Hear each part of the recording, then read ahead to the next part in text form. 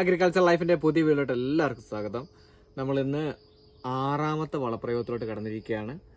അപ്പോൾ നമ്മൾ ഇന്ന് ഈ വീഡിയോയോട് വിശദീകരിക്കുന്ന കാര്യങ്ങൾ എന്ന് വെച്ച് കഴിഞ്ഞാൽ ഇതുവരെ നമ്മൾ എന്തൊക്കെ വളപ്രയോഗങ്ങളാണ് ഈ വാഴയ്ക്ക് ചെയ്തിരിക്കുന്നത്, അതുപോലെ നമ്മൾ ഇന്ന് ചെയ്യുന്ന വളപ്രയോഗം ഏതാണ്, ഇത്ര നാൾ നമ്മൾ ചെയ്തിരിക്കുന്ന വളപ്രയോഗങ്ങളുടെ ഗുണങ്ങൾ എന്തൊക്കെയാണ്, അതുപോലെ തന്നെ ഈ ഒരു ടൈം പീരീഡിൽ ഈ 6 വളപ്രയോഗങ്ങൾ അതായത് ഈ 5 മാസം കാലയളവിൽ 5 മാസം ആകുന്നില്ല, അതിന് മുമ്പ് തന്നെ നമ്മൾ ഈ 6 വളപ്രയോഗത്തിലോട്ട് എത്താനുണ്ടായ റീസൺ, അങ്ങനെയുള്ള കാര്യങ്ങളാണ് നമ്മൾ ഈ വീഡിയോയിൽ വിശദീകരിക്കുന്നത്. ആദ്യം നമുക്കിതിനു മുമ്പ് അഞ്ച് വളപ്രയോഗങ്ങൾ ചേരുന്നതിനകത്ത് 2 വളങ്ങൾ നമ്മൾ ചോട്ടിൽ ഒഴിച്ചു കൊടുത്തിരുന്നു, അതുപോലെ ഇലയിൽ വളപ്രയോഗം നടത്തിയിരുന്നത് NPK, അതുപോലെ തന്നെ മൈക്രോന്യൂട്രിയൻസ് ഇലയിലും കൊടുത്തിരുന്നു. അങ്ങനെ അതെല്ലാം കൂട്ടിയിട്ടാണ് നമ്മൾ 5 വളപ്രയോഗം എന്നുള്ള രീതിയിൽ നിൽക്കുന്നത്. അത് കഴിഞ്ഞിട്ട് ഇന്ന് 6ാമത്തെ വളപ്രയോഗം. നമ്മൾ ഇത്രയേറെ വളപ്രയോഗങ്ങൾ ഈ ഒരു ടൈം പീരീഡിൽ ചെയ്യുന്നതെന്ന് വെച്ച് കഴിഞ്ഞാൽ ഈ ഒരു ഇനത്തിൻ്റെ ഒരു പ്രത്യേകത, ഒത്തിരിയേറെ ആൾക്കാർ മഞ്ചരി വാഴ ചെയ്യുമ്പോൾ പരാജയപ്പെട്ടു പോകാനുള്ള റീസൺ എന്ന് വെച്ച് കഴിഞ്ഞാൽ കൃത്യമായിട്ടുള്ള ടൈമിലുള്ള വളപ്രയോഗം. അതായത് നമുക്ക് ഈ ഒരു 4.5 മാസ കാലയളവിൽ വാഴയ്ക്ക് എത്രത്തോളം വളപ്രയോഗങ്ങൾ, എന്ന് വെച്ച് കഴിഞ്ഞാൽ മൈക്രോ ന്യൂട്രിയൻസ് ഓർഗാനിക് വളങ്ങളാണ് നമ്മൾ കൂടുതലായിട്ടും കൊടുക്കേണ്ടത്. അതിന് പുറമെയാണ് നമ്മൾ NPK ഫോർമുലയിലുള്ള വളങ്ങൾ വാഴയ്ക്ക് കൊടുക്കുന്നത്. അന്നേരം ആ ഒരു പാറ്റേൺ ഫോളോ ചെയ്ത് കഴിഞ്ഞാൽ മാത്രമാണ് നമുക്ക് ഈ ഒരു വാഴയ്ക്ക് റിസൾട്ട് എന്ന് പറയുന്ന ആ ഒരു ക്യാപ്ഷനിലോട്ടൊക്കെ എത്താനായിട്ട് സാധിക്കുന്നത്. നല്ലൊരു റിസൾട്ട് കിട്ടണമെങ്കിൽ ഈ ഒരു വാഴയെ നമ്മൾ ഒരു ഉദാഹരണമായിട്ട് പറയുകയാണെങ്കിൽ ഇതൊരു ബ്രോയിലർ കോഴീനെ പോലെയാണ്. എന്ന് വെച്ച് കഴിഞ്ഞാൽ കുറഞ്ഞ ടൈം പീരീഡിൽ നമുക്ക് റിസൾട്ട് വരുന്ന ഒരു വാഴയാണ് ഈ മഞ്ചരി വാഴ. അന്നേരം നമുക്ക് ശ്രദ്ധിക്കേണ്ട കാര്യം എന്ന് വെച്ച് കഴിഞ്ഞാൽ ഈ 5 മാസ കാലയളവിൽ നമുക്ക് വാഴയ്ക്ക് കൊടുക്കേണ്ട NPK ഫോർമാറ്റും അതുപോലെ മൈക്രോ ന്യൂട്രിയൻ പ്രൈമറി വളങ്ങളും അതുപോലെ സെക്കൻഡറി വളങ്ങളും കൃത്യമായിട്ടുള്ള അളവിൽ വാഴ വലിച്ചെടുത്ത് കഴിഞ്ഞാൽ മാത്രമാണ് കൊല വരുമ്പോൾ നമുക്ക് നല്ല റിസൾട്ട് കിട്ടുക. അതായത് നമ്മൾ ഈ ഒരു പാറ്റേൺ ഫോളോ ചെയ്തില്ല എങ്കിൽ നമുക്ക് കൊല വരുമ്പോൾ കൊല വളരെയധികം മോശമാകും, തൂക്കം കുറയും, പടലുകളിൽ കായ്കളുടെ എണ്ണം കുറയും.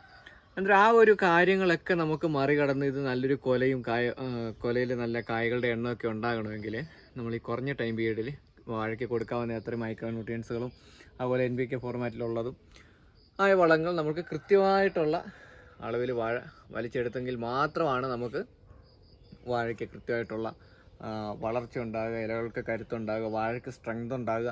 ഇപ്പോൾ നമ്മൾ വാഴ നോക്കിക്കഴിഞ്ഞപ്പോൾ ഇത് ഏകദേശം ഈ ഒരു പോർഷനിൽ നോക്കിക്കഴിഞ്ഞാൽ തന്നെ ആ വാഴയ്ക്ക് നല്ല സ്ട്രെങ്ത് ആയിട്ടുണ്ട്, നല്ല കരുത്തായിട്ടുണ്ട്. ഇനിയിപ്പോൾ നമുക്ക് ഒരു മാസത്തിനുള്ളിൽ വാഴകൾ കൂമ്പിടാനായിട്ട് തുടങ്ങും.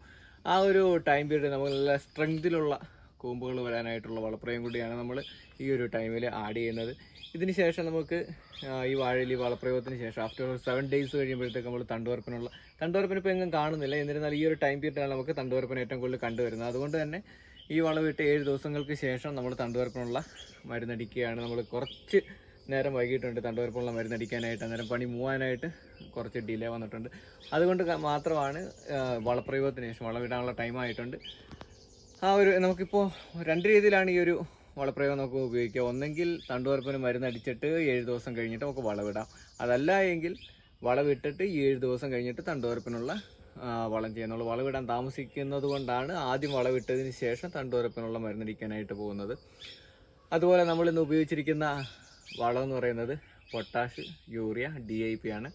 അത് നമ്മൾ ഉപയോഗിച്ചിരിക്കുന്ന ക്രമം എന്ന് വെച്ച് കഴിഞ്ഞാൽ 2:1:1 ആ ഒരു ഫോർമുലയാണ്. അത് ഇത് വെച്ചാൽ 2 കിലോ പൊട്ടാഷിന് 1 കിലോ യൂറിയ, 1 കിലോ DAP എന്നുള്ള രീതിയിലാണ് നമ്മൾ മിക്സ് ചെയ്തിട്ട് ഒരു വാഴയ്ക്ക് ഒരു 200 ഗ്രാം എന്നുള്ള രീതിയിലാണ് ഇട്ട് കൊടുക്കുന്നത്.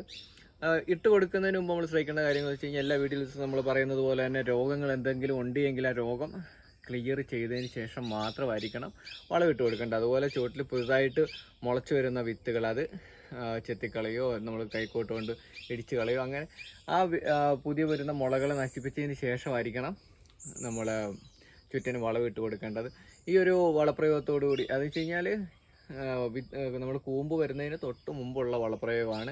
ഈ ഒരു വളപ്രയോഗത്തിനകത്ത് നമ്മൾ മൈക്രോ ന്യൂട്രിയൻസ് ഉപയോഗിച്ചിട്ടില്ല.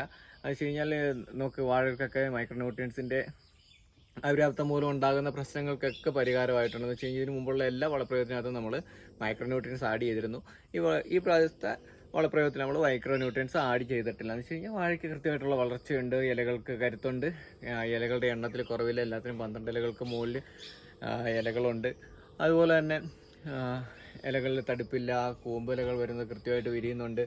ഇനിയിപ്പോൾ നമുക്ക് അടുത്തായിട്ട് വരുന്ന കൂമ്പാണ്. അന്നേരം ഈ ഒരു വളപ്രയോഗത്തിന് ശേഷം നമ്മൾ അടുത്തൊരു വളപ്രയോഗത്തിലോട്ട് കടക്കുന്നുണ്ട്. അതെന്ന് വെച്ച് കഴിഞ്ഞാൽ കൂമ്പൊക്കെ ഇട്ട് ഇനി നമ്മൾ കൂമ്പിടുന്നതിനായിട്ടുള്ള ഒരു ചെറിയ വെയിറ്റിംഗ് ആണ്. എല്ലാത്തിനും കൂമ്പിടുകയില്ല, എന്നിരുന്നാലും ഒരു 40% വാഴകൾ ഉടൻ തന്നെ നമുക്ക് കൂമ്പിടാറായി വരുന്നുണ്ട്. അന്നേരം അതിന് ശേഷം നമ്മൾ വളപ്രയോഗത്തിലുള്ള പീരീഡിൽ തെറ്റില്ല. എന്ന് വെച്ച് കഴിഞ്ഞാൽ ഒത്തിരി ആൾക്കാർക്ക് സംശയമുള്ളതാണ് കൂമ്പിട്ടതിന് ശേഷം വളപ്രയോഗം ചെയ്യണമെന്നുള്ളത്. എന്ന് വെച്ച് കഴിഞ്ഞാൽ നമ്മളിപ്പോൾ ചെയ്ത് നോക്കിക്കൊണ്ടിരിക്കുന്ന ആ 24 ഡേയ്സ്, അതുപോലെ ബൂസ്റ്റിംഗ് മെത്തേഡുകൾ, ഇനി നമുക്ക് ബൂസ്റ്റിംഗ് ഇല്ല, ഇതിൻ്റെ കൂട്ടത്തിൽ പറഞ്ഞു വെക്കുന്നതാണ്. ആ ബൂസ്റ്റിംഗ് മെത്തേഡുകളൊക്കെ നമുക്ക് നമ്മുടെ ടൈം പീരീഡ് അനുസരിച്ച് മുന്നോട്ട് പോകാം. അതുപോലെ കൂമ്പിടുന്നത് നമുക്കൊരു ഘടകമല്ല വളപ്രയോഗത്തിനുള്ള കാര്യത്തിൽ.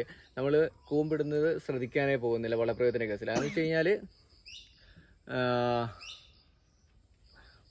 ഓരോ 24 ദിവസം കൂടെ കൂമ്പിട്ടാലും ഇല്ലെങ്കിലും ഒക്കെ നമ്മൾ ആ ടൈം പീരീഡ് ഇങ്ങനെ ഫോളോ ചെയ്ത് നമുക്ക് ഇട്ട് തീർക്കാനുള്ള കൊലയ്ക്കായിട്ടുള്ളതും വാഴയ്ക്കായിട്ടുള്ളതും ഇലകൾക്ക് സ്ട്രെങ്ത് വെക്കാനുള്ള അങ്ങനെ ആ ഒരു ഫോർമുല ഇങ്ങനെ പൊക്കുകൊണ്ടേയിരിക്കും. അതിനകത്ത് ഇപ്പോൾ കൂമ്പിടുന്നതിന് മുമ്പോ അല്ല കൂമ്പിടുന്നതിന് ശേഷമൊന്നുമില്ല. നമുക്ക് കൂമ്പിട്ടതിന് ശേഷം നമുക്ക് പൊട്ടാഷ് യൂറിയ കൊടുക്കേണ്ടതുണ്ട്. അതൊരു ആ ഒരു ടൈം പീരീഡ് എത്തുമ്പോൾ കൃത്യമായിട്ട് തന്നെ നമ്മൾ വാഴകൾക്ക് വളമിട്ട് കൊടുക്കും. ഇതാണ് ഉദ്ദേശിക്കുന്നത്.